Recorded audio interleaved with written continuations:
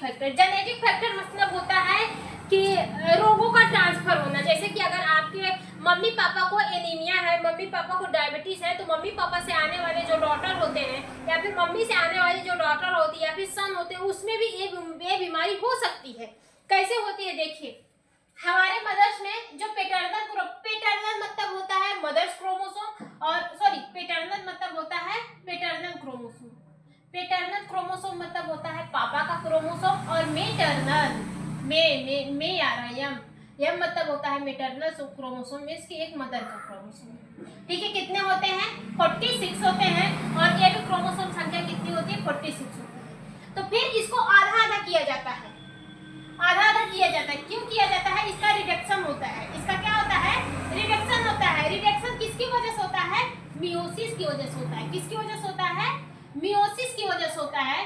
Meiosis एक ऐसी process होती है जहां पे क्या होता है? से रिडक्शन होता है, मींस कि जो हमारे क्रोमोसोम होते हैं, क्रोमोसोम संख्या हमारे क्या हो जाते हैं? घट जाते हैं, आधा हो जाते हैं। कैसे होते हैं? आगे बढ़े, अभी हमारा सेल डिवीजन पढ़ के आइएगा तब आपको समझ में आएगा। फिर इसके बाद क्या होता है? इसमें का आधा क्रोमोसोम यहाँ पर हो जाएगा। कितना आएगा? 23 क्रोमोसोम मदर्स का, सॉरी फादर का, और 23 क्रोमोसोम मदर का। फिर आने वाला जो बच्चा रहेगा उसमें कितना क्रोमोसोम संख्या पाया जाएगा? 46 क्रोमोसोम पाया जाएगा। और एक ह्यूमन बॉडी का जो क्रोमोसोम रहता है वो कितना रहता है? 46 रहता है। एक ह्यूमन बॉडी में क्रोमोसोम की संख्या कितनी रहती है? 46 रहती है। फिर वो मेल हो या फिर फीमेल हो, सब में क्या होता है? 46 रहता है। अगर इसका मियोसिस ना होता तो इसका क्या होता? अगर इसका मियोसिस ना होता, ये हमारा क्या होता है? ए भी डबल और ए भी डबल, पूरा कितना हो जाता है? 96 या फिर 92 ऐसे हो जाता। तो क्या ये हमारा है क्रोमोसोम संख्या है? तो अगर क्रोमोसोम संख्या बॉडी में बढ़ेगा तो भी प्रॉब्लम होगा, कम होगा तो भी प्रॉब्लम होगा। तो एक क्रोमोसोम संख्या को मेंटेन करने के लिए क्या होता है? मियोसिस होता है। अब जब एक क्रोमोसोम मींस कि जब ये मदर का डीएनए और पापा का डीएनए दोनों मिल के क्या बनाते हैं? डॉटर सेल बनाते हैं। क्या बनाते हैं? समझाने के लिए बता रहे हैं। क्या बनाते हैं? डॉटर बनाते हैं। अगर इसमें कोई रोग है तो इसमें हो जाए। देखो क्या होता है, इसमें मियोसिस में एक ऐसी प्रोसेस आएगी, ये मान लीजिए ये हमारे क्या है? मेटर्नल क्रोमोसोम है, ये पेटर्नल क्रोमोसोम है। ठीक है, मियोसिस में एक ऐसी प्रोसेस आती है कि ये माता, ये जो पेटर्नल क्रोमोसोम है और ये जो मेटर्नल क्रोमोसोम है, इसके बीच में क्रॉसिंग ओवर होने लगता है। क्या होने लगता है? क्रॉसिंग ओवर होने लगता है। क्रॉसिंग ओवर क्यों होता है? क्योंकि मेटर्नल का डीएनए इसमें चल जाए और पेटर्नल का डीएनए इसमें चल जाए, मींस कि मेटर्नल का जो इंफॉर्मेशन है वो इस वाले क्रोमोसोम में चल जाए और पेटर्नल का जो इंफॉर्मेशन है वो इस वाले क्रोमोसोम में चला जाए। तभी जब आने वाला बच्चा होता है तो आप कहते हैं अरे अखिया मम्मी का पड़ा है तो नकिया पापा का पड़ा है, खड़ा अपने पापा की तरह होता है, चलता अपने मम्मी की जैसा है।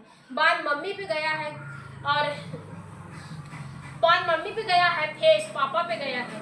ठीक है, लिप्स मम्मी पे गई है तो फेस इस पे गया है। गोराई जो लिया है वो पापा का लिया है या फिर मम्मी का लिया है, गोरे में मम्मी को पड़ा है। ठीक है, तो ऐसे बहुत सारी आप देख के बताते हैं। वो क्यों होता है? क्योंकि यहाँ पे क्या होता है? डीएनए का एक्सचेंज होता है। डीएनए का क्या होता है? एक्सचेंज होता है। अब मेटर्नल का भी डीएनए एक्सचेंज होता है, किसमें? पेटर्नल में। और पेटर्नल का भी डीएनए एक्सचेंज होता है, किसमें? मेटर्नल में। मींस कि मेटर्नल का डीएनए जाता है किसमें? पेटर्नल में। और पेटर्नल का डीएनए जाता है किसमें? मेटर्नल में। ठीक है, ये क्या होता है? किसके थ्रू होता है? क्रॉसिंग ओवर के थ्रू होता है। एसएन डिवीजन में हम बहुत अच्छे से पढ़ाए हैं, आप उसको देख लीजिएगा।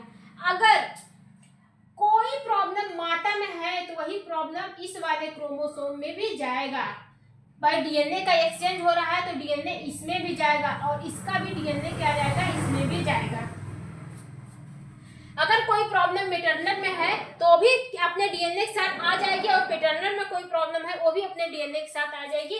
मींस कि यहाँ पे जो डीएनए एक्सचेंज हुआ, इसका और इसका जो डीएनए एक्सचेंज हुआ, मींस कि इसका कुछ लक्षण इसमें गया। ठीक है, एक मिनट ये बना दे रहे हैं एक्स क्रोमोसोम। ठीक है, इसका इसका और एक इसका, एक इसका और एक इसका। ठीक है, अब देखो ये पेटर्नल वाला का लक्षण कुछ इसमें गया और इसका भी लक्षण कुछ इसमें गया। बात समझ में आ रहा है कि नहीं आ रहा है? तब इसमें क्या होता है? जो आने वाले डॉटर्स होते हैं उसमें भी ये बीमारी देखने को विनती, मान लीजिए अगर या मम्मी या पिता में क्या है, डायबिटीज है, क्या है, डायबिटीज है, तो ये जो जब डीएनए एक्सचेंज होता है उसी समय क्या होता है, जब इंफॉर्मेशन तो पूरा इंफॉर्मेशन जब डॉटर पे जाती है तो उसके साथ साथ ये वाली इंफॉर्मेशन भी डॉटर में चली जाती है। उसी समय भी ये डिजीज की भी इंफॉर्मेशन कुछ कर डॉटर में चले जाते हैं, जो धीरे धीरे बढ़ते बढ़ते बहुत बड़े हो जाते हैं। ठीक है, बात समझ में आई। जैसे आपका कौन है, एक है सिकनेस एंड एनीमिया। ठीक है, सिकनेस एंड एनीमिया हो जाएगा, डायबिटीज मेलाइटस हो जाएगा, हाइपरटेंशन हो जाएगा। ऐसी बहुत सी बीमारी आपको देखने को मिलेगी जो जेनेटिक फैक्टर के थ्रू हमारे एक ह्यूमन बॉडी में जाती हैं और उसको डैमेज कर देती है, मीन्स की सेल इंजरी कॉज करने के लिए रिस्पॉन्सिबल होती है। ठीक है, बात समझ में आई कि नहीं आई। इसके बाद कुछ फिजियोलॉजिकल फैक्टर्स होते हैं, जैसे स्मोकिंग, एल्कोहल, ये भी क्या करते हैं, हमारे लीवर को डैमेज करते हैं। जैसे इस एल्कोहल आप पी रहे हैं तो एल्कोहल क्या करता है, लीवर को डैमेज कर रहा है। स्मोकिंग पी रहे, स्मोकिंग आप कर रहे हैं तो वो ब्लड कैंसर को, सॉरी, लंग्स को डैमेज करता है। कैसे करता है, अब देखो हमने क्या बताया कि स्मोकिंग जो होता है वो हमारे लंग्स कैंसर के लिए रिस्पॉन्सिबल है। अब कैसे होता है, देखो वो क्या करता है, देखो ये हमारी क्या है, ये हमारी ब्रोंकाई, ब्रोंकियोलस होती है। ब्रोंकियोलस के बाद इसके बाद ऐसे ऐसे क्या होता है, ऐसे ऐसे क्या होता है, आपको ढेर सारी ब्रांचेस निकली होती है। ठीक है, और यहीं पे गुच्छेनुमा संरचना आपको दिखती है। ठीक है, यहीं पे क्या होता है, गुच्छेनुमा संरचना दिखती है। लंग्स की बात कर रहे हैं, लंग्स में क्या होता है, ऐसे गुच्छेनुमा संरचना आपको दिखेगी। अब ढेर सारी अंगूर की जैसी संरचना आपको देखने को मिलेगी, जिसको हम लोग किस नाम से जानते हैं, एल्वोलाई नाम से जानते हैं। किस नाम से जानते हैं, एल्वोलाई नाम से जानते हैं। ठीक है, ऐसे ऐसे ढेर सारी देखने को मिलेगी। पहले क्या आएगा, ब्रोंकाई आएगा, ब्रोंकियोलस से एक ब्रांचेस निकली होती है, जहाँ पे क्या होता है, गुच्छेनुमा संरचना ऐसे देखने को मिलती है, और यही से अटैच रहती है क्या, ब्लड वेसल्स। क्या अटैच रहती है, ब्लड वेसल्स। ठीक है, और यहाँ से क्या अटैच रहती है, ब्लड वेसल्स। अब देखो ये जो हमारी एल्वोलाई होती है उसका काम क्या रहता है, आप सांस लेते हैं, आप सांस लेते हैं, नाक से लेते हैं, वो आपके लंग्स में जाता है। एल्वोलाई एल्वोलस से होते हुए आपके कहाँ पे जाता है, लंग्स में जाता है। ठीक है, और लंग्स में जाता है, लंग्स में क्या पाया जाता है, लंग्स में क्या पाया जाता है, एल्वोलाई पाई जाती है। एल्वोलाई क्या करता है, ऑक्सीजन को अपने अंदर सोख लेता है, ऑक्सीजन को ऐसे पकड़ता है और उसी ऑक्सीजन को ट्रांसफर कर देता है किसमें, ब्लड में। लेकिन ये जो एल्वोलाई होती है इसका क्या है कि ये ऑक्सीजन से कम प्यार करती है और कार्बन डाइऑक्साइड से ज्यादा प्यार करती है।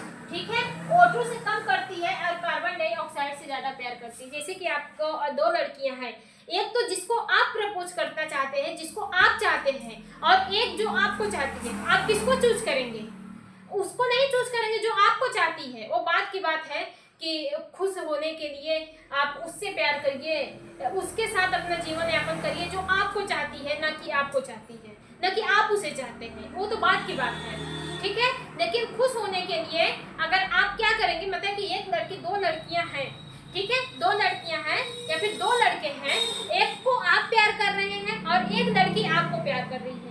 ठीक है, तो आप क्या करेंगे, आप उसको पकड़ेंगे जिससे आप प्यार कर रहे हैं, ना कि उसको कि जिससे जो आपसे प्यार कर रही है। ठीक है, उसके बारे में आप जानते भी नहीं होंगे कि वो आपसे प्यार कर रही है कि नहीं कर रही है। तो आप इससे, भाई इस लड़की को जानते हैं, बातें किए हैं, अच्छे से रहे हैं, तो आप क्या करेंगे, आप उसको पकड़ेंगे। तो जब आप सिगरेट पीते हैं, सिगरेट में क्या पाया जाता है, CO2 पाया जाता है, कार्बन डाइऑक्साइड पाया जाता है। वो क्या करता है, ऑक्सीजन के साथ कहाँ पे जाता है, आपके लंग्स में जाता है। अब लंग्स में जो ये एल्वोलाई होती है, लंग्स में जो ये एल्वोलाई होती है, ये क्या करती है, ऑक्सीजन को छोड़ देती है, कार्बन डाइऑक्साइड को अपने अंदर स्टोर कर लेती है। क्यों, क्योंकि ये करती है इससे प्यार।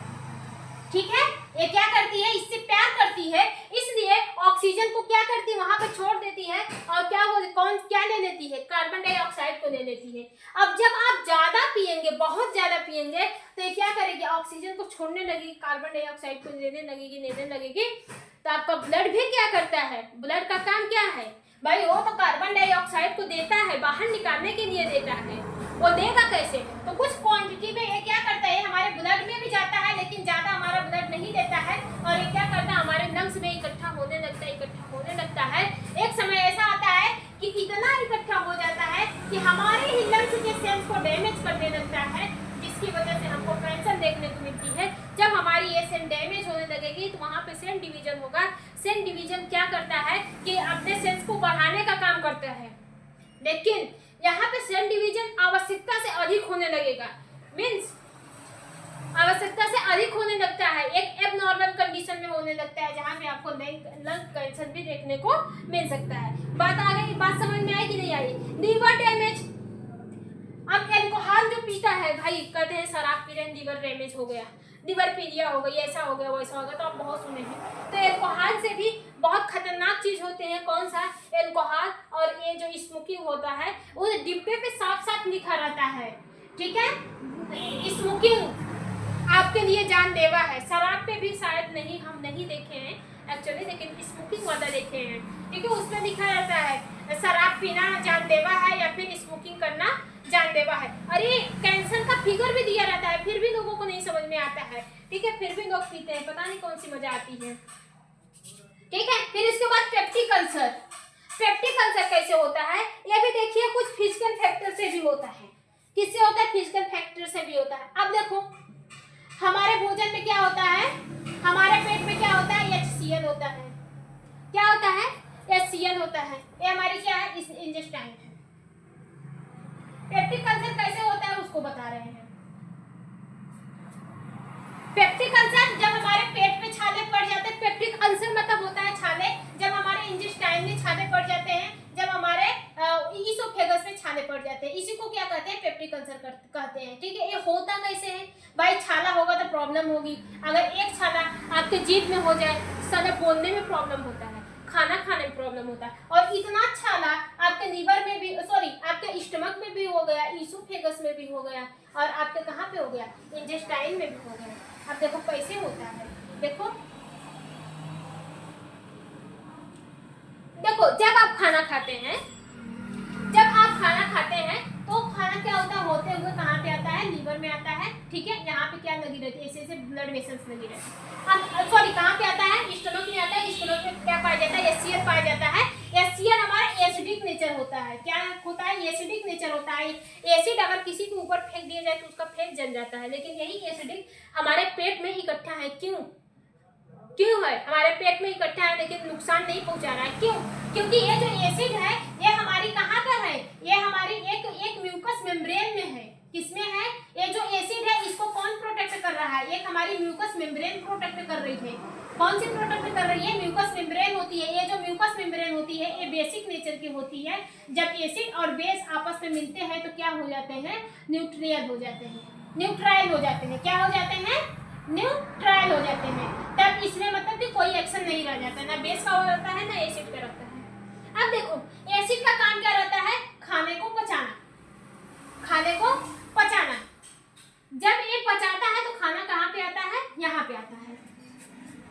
खाने को डाइजेस्ट किया, एसिड भोजन को डाइजेस्ट करता है, ठीक है, डाइजेस्ट करने में मदद करता है। अब जैसे ही खाना हमारे यहाँ से पास होगा, कहाँ से, हमारे स्टमक से पास होते होते कहाँ पे आएगा, हमारे इंटेस्टाइन में आएगा। तो इंटेस्टाइन का अलग नखरा, इंटेस्टाइन का अलग नखरा ये कहती है हम उसी भोजन को डाइजेस्ट करेंगे जो भोजन क्षारीय नेचर का रहेगा, जो भोजन बेसिक नेचर का रहेगा।